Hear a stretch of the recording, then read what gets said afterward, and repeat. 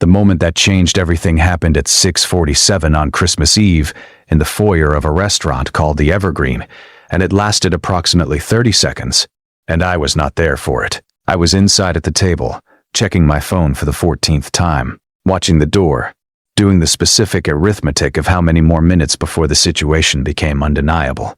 She was already 23 minutes late. The reservation was at 6:30. The maitre d' had checked on me twice with the gentle, careful manner of someone who has seen this particular situation before and is managing his sympathy professionally. And I was sitting there in the good shirt I had ironed that afternoon, while my daughters were wrapping Christmas presents, thinking about all the reasons a person might be 23 minutes late and trying to keep the list generous rather than accurate. When my phone lit up with a text from my daughter Lily that said only, "Dad, don't move. We fixed it." I had left my 7-year-old twin daughters in the foyer with a family friend while I checked us in. They had been in the foyer for 23 minutes, and apparently they had not been idle. What those two little girls did in that foyer on Christmas Eve, without my knowledge to a woman I had never met, is something that I have been told about from multiple angles since, and that still, when I think about it, produces a feeling in my chest that I do not have a precise word for, but that is located somewhere between pride and awe and the specific humbling experience of being loved by people who are willing to act on that love, even when nobody told them to. So let me ask you this before I say another word. Can children see the things their parents cannot see about themselves? Because my daughters could, and what they did with what they saw on that Christmas Eve is a story I am going to tell you completely. My name is James, and I need to give you the full picture before I take you to that foyer, because the full picture is the reason everything that happened makes sense, and the reason my daughters did what they did with the clarity and the conviction that they brought to it. I am 38 years old. I am an architect at a small firm in Nashville, Tennessee, which is work I love for the specific satisfaction of designing spaces that people will live their actual lives inside. Not monuments to ambition, but homes, real homes, the kind that hold families and stories and the accumulated weight of ordinary days lived well. I have been a single father for 3 years, since my wife Sarah passed away from a cardiac event at 34 years old during what was supposed to be a routine procedure, in the specific and devastating way of the things that happen without warning and leave everything permanently rearranged. Sarah was 34, she was funny and direct, and had opinions about everything and was not quiet about any of them. And she was the best mother I have ever seen in action, which is a statement I can make with confidence because I watched her do it every day, for the 4 years between our daughter's birth and her death. Lily and Grace were 4 when we lost her.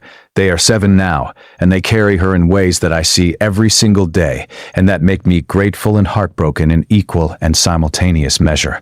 Lily and Grace are, as individuals, distinct and specific and fully themselves in ways that I find extraordinary for 7-year-olds. Lily is the older twin by 11 minutes, and she has Sarah's directness, the quality of going straight to the thing, of not spending energy on the circumnavigation of important points that most people undertake as a social courtesy. Grace is the younger and the more emotionally intuitive of the two.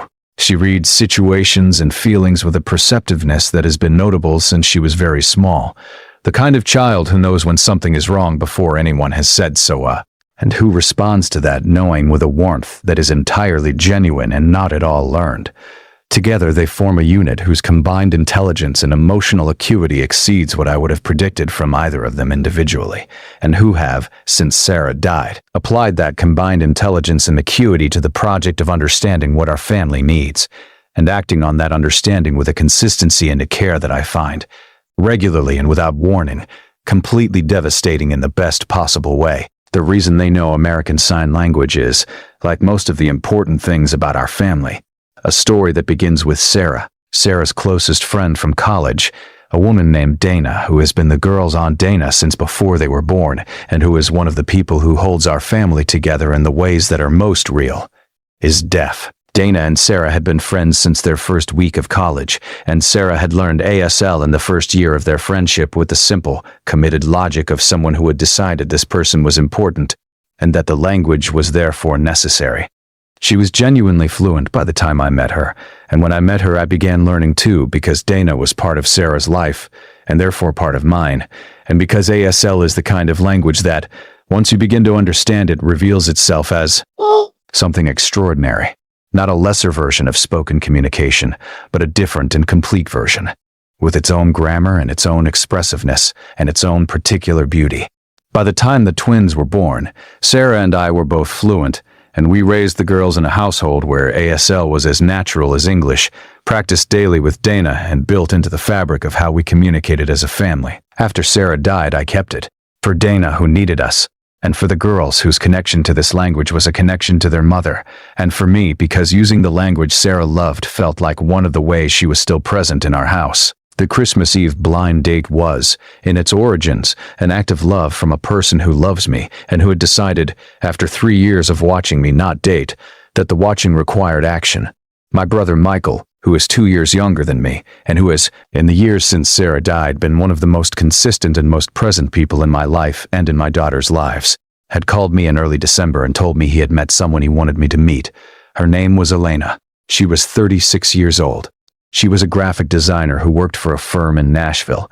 She was, Michael said, smart and funny and warm, and had been through her own difficult chapter, a long-term relationship that had ended 2 years earlier, and was, like me, cautious about the idea of dating while being, like me, aware that the caution was starting to calcify into something more permanent than intended. Michael had met her through a mutual friend and had arranged, with what I can only describe as brotherly confidence, that I was not going to refuse a Christmas Eve dinner because it was Christmas Eve and I would not be alone, a reservation for 2 at the Evergreen for 6:30 on December 24th. I said yes, not enthusiastically, not with the ease of someone who is ready, but with the resigned and cautious yes of a man who knows that his brother is not wrong, and that the alternative is sitting at home on Christmas Eve thinking about Sarah, and feeling the specific weight of the third Christmas without her, in a way that helps no one, least of all the 2 7-year-olds who were looking at me with the attentiveness they always brought to how I was doing. I arranged for my friend Karen to sit with the girls in the restaurant foyer during the first part of the evening. They had insisted on coming to the Evergreen for the beginning of it, because it was Christmas Eve and the Evergreen had lights and a tree in the lobby, and they wanted to see it, which I had agreed to because saying no to that on Christmas Eve felt like the wrong kind of no. The plan was that Karen would take them home after 30 menu. Tess and I would have dinner. That was the plan. Elena was supposed to arrive at 6:30. At 6:33 I was at the table. At 6:45 I had checked my phone 12 times and received no messages. At 6:50 I had received a text from Lily that said, "Don't move, we fixed it." And I had no idea what any of that meant. What I did not know, sitting at the table with the good shirt and the unanswered messages, was what had happened in the foyer in the 23 minutes I had been inside. What had happened was this. Elena had arrived at the restaurant at 6:27, 3 minutes early, and had stood in the foyer for several minutes working herself toward the entrance with the specific hesitation of someone who has agreed to something and is in the process of reconsidering it in the actual physical location of the thing. She had been stood up on 2 previous dates in the past year. She had come out tonight with the specific courage of someone who has been hurt and is trying not to let the hurt make the decisions. And she was standing in the foyer of the Evergreen on Christmas Eve with the internal debate of whether to go and running at full volume in her head, and she was losing the debate in the direction of leaving when 2 7-year-olds in matching Christmas dresses appeared in front of her.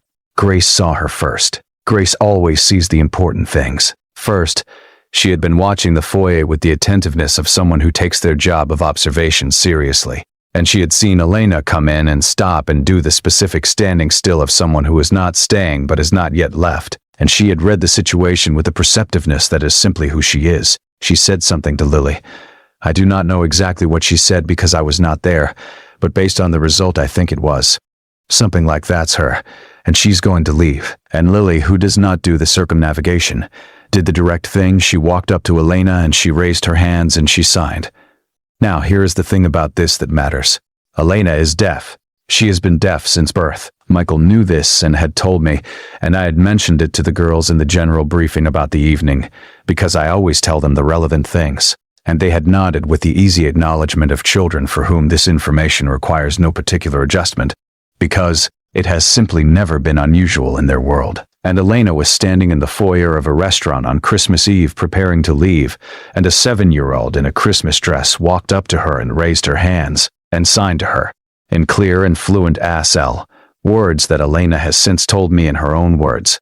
Grace told me the signs later. They had signed, "Please do, and go. Our daddy is inside." He ironed his shirt for tonight.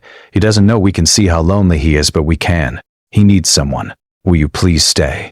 Elena stood in the foyer of the Evergreen and read those signs from a 7-year-old child who should not, by any reasonable expectation, have been able to sign to her at all. And something happened on her face that Karen, who was standing 6 feet away and watching the whole thing with the specific expression of a person witnessing something that is simultaneously not their business and absolutely their business, described to me later as the most completely undone I have ever seen a person become while still standing upright. Elena's hands came up to her mouth. Her eyes filled. She looked at both girls for a long moment. Then she looked at the door to the restaurant, and then she signed back to 2 7-year-olds on Christmas Eve. He ironed his shirt, Lily signed, and he checked his hair 6 times in the mirror. Elena laughed, the real kind, the kind that arrives before you have decided to laugh, and Grace signed, with the simplicity that is the most powerful kind of truth. He misses our mom. But he's trying. He just needs someone to walk in. Elena looked at them for one more moment. She took a breath, and she walked in. So here's where I want to stop and invite you into what I was feeling when I found out. All of this, because the finding out was its own experience that deserves to be described before I tell you the rest. I want to ask you something directly. If your children, without your knowledge, approached a stranger on your behalf and signed those words to her, what would you feel? Would you be mortified? Would you be grateful? Would you be undone by the specific honesty of what they had seen about you, the loneliness they had named to a stranger that you had never named to anyone? Including yourself? I want you to tell me in the comments, because I think the answer is one of those questions that reveals something real, and I genuinely want to know. Tell me what you would feel, and then let me tell you what the dinner was like, and what happened after it, and why I am telling you this story at all. Elena walked into the restaurant and found my table and sat down, and she looked at me with an expression that was open in a way that I did not immediately understand, but that I registered as unusual, as something different from the careful, managed openness of a first date. She signed without preamble. "Your daughters are extraordinary." I looked at her. I signed, "You met my daughters?" She signed in the foyer. "They signed to me." I processed this for a moment. Then I said, "What did they sign?" She looked at me with those clear, warm eyes. She signed, "They told me you ironed your shirt." I looked down at my shirt. I looked back at her.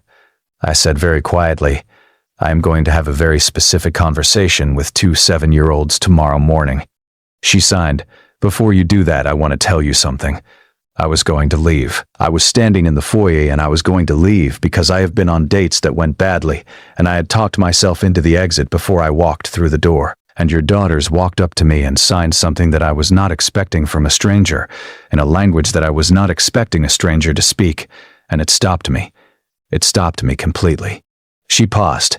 She signed, "I am glad I stayed." I looked at her. I signed, "I am very glad you stayed." And we looked at each other across the Christmas table with the candles lit, and the tree in the corner, and the specific warmth of something beginning. And I thought about Lily and Grace in their matching Christmas dresses in the foyer, doing what I had not known to do, seeing what I had not known I was carrying, and I felt something enormous and quiet in my chest that I am going to call by its true name, which is gratitude. The dinner was 3 hours long, and it was the best conversation I had been in for 3 years. Elena was everything Michael had said, and also things Michael had not said. She was funny in the specific way of someone whose more is built on observation and precision, and she was direct in the way that people who communicate through visual language often are, which I had observed with Dana, and which I find clarifying in a world that often communicates in the opposite direction. We talked about design, her graphic work and my architecture, and found the overlaps between them that were not obvious until they were, which is the kind of discovery that makes a conversation feel like it is going somewhere.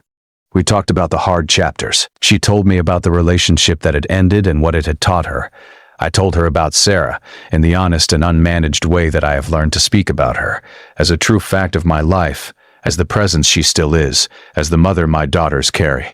Elena received it with the specific grace of someone who understands that a person's history is not a burden to be managed, but a context to be honored. And she asked questions about Sarah that were the real questions, the ones that wanted to know who she was rather than just acknowledging that she had been. I told her about the ASL, and why we had it, and what it meant to us as a family. Elena was quiet for a moment after that. Then she signed. She must have been someone very special. I signed. She was. And she gave our girls something that got you to that table tonight. I think she would have found that. Bury Sarah. After dinner, I went to find Karen and the girls who were at Karen's car in the parking structure, and I found them sitting in the back seat with the specific alert quality of people who were monitoring for outcome data. Lily looked at me through the window with the directness that is her inheritance from her mother. I opened the door. I looked at both of them. I said, "I know what you did." Neither of them said anything. I said, "I know what you signed to her." Lily said, "Was it bad?" I looked at her. I said, "No, it was not bad." Grace said very quietly, "Did she stay?" I said she stayed. We had dinner. Grace put both hands over her mouth in the gesture she uses for things that are big. Lily, with the composure of someone who expected this outcome and is confirming it rather than being surprised by it, nodded once. I said, "You should not have done it without asking me." Lily said, "You would have said no." I said, "You're right." She said, "So." I looked at my 7-year-old daughter in the parking structure on Christmas Eve, and I thought about what she had signed to a stranger on my behalf, about the loneliness she had named that I had never named, about the shirt she had noticed me ironing, about all the things she had been watching and holding and deciding to act on in the specific way of a child who loves her parent and has assessed the situation and found the inaction insufficient. I said, "You are going to be a force in the world, Lily." She said, "I know, Dad." I said, "Don't do it again without asking me." She said, "We won't need to." And Grace, from her side of the back seat, said quietly, "He really likes her, Lily." Lily said, "I know," and they were correct. Elena and I had our second date in January, at a restaurant I chose this time with the specific care of someone who understands that the choice communicates something and who wanted what he communicated to be right. We had our third in February. She met the girls properly in March. Not in a foyer under operational conditions, but at our house on a Saturday, on their terms, in their space, with the full context of who we were as a family available to her. She sat at the kitchen table while Lily showed her the ASL alphabet at a speed I can only describe as interrogative, and while Grace made her what she described as a special sandwich, which was special mainly in its structural ambition, rather than its culinary sophistication. Elena received all of it with the patient, genuinely interested warmth of someone who was not performing interest, but actually had it. And Grace, who knows, looked at me across the kitchen with the expression she has when something has been confirmed. Dana met Elena in April, and the two of them spent an afternoon signing to each other in our living room while the girls did their homework and I cooked. And at one point I looked up and saw Dana laughing in the full unguarded way. She laughs when she is completely comfortable, and I felt something that I recognized as the specific feeling of a piece going where it belongs. Lily asked me once, in the spring, if I thought their mother would like Elena. I thought about it honestly before I answered, because the question deserved honesty. I said, "I think she would like that Elena signs, and I think she would like that Elena makes me laugh the way she used to." Lily considered this with the seriousness she brings to the important assessments. Then she said, "I think so too. I think that's why we did it." I said, "Did you know any of that when you walked up to her in the foyer?" She thought about it. She said, "I knew she was going to leave and that we didn't want her to leave." I said, "How did you know she was the right person to stop?" She said, "We didn't, but she looked like she needed someone to tell her to stay, and you needed someone to stay. So, it was that simple. And it was that exact. And it was everything. I believe that the children who watch us are the most honest witnesses we have and that they see the things we have stopped seeing in ourselves, because we have been inside them too long. They saw my loneliness when I had called it something else. They saw the shirt I ironed and the hair I checked, and the hope I was still carrying under 3 years of careful management. They saw all of it, and they walked across a foyer and signed it to a stranger in a language built from love, and the stranger stayed. And Christmas dinner became the beginning of something I did not know I was still capable of beginning. That is what children do when they love you. They tell the truth you have been avoiding on your behalf.